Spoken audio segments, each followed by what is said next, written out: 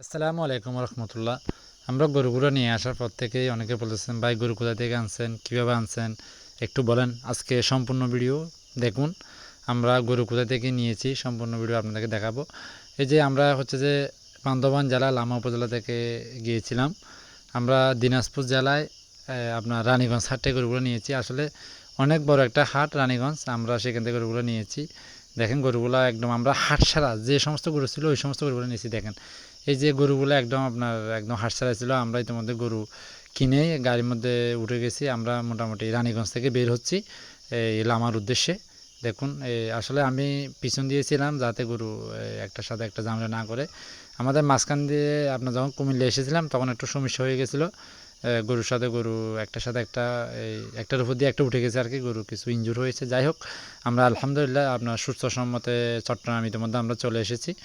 চট্টগ্রামের মধ্যে এসে আমরা চিন্তা করলাম আজকে আপনার আনোয়ারা যেটা আছে ওই সেতু দিয়ে গিয়াতে আমরা যাব।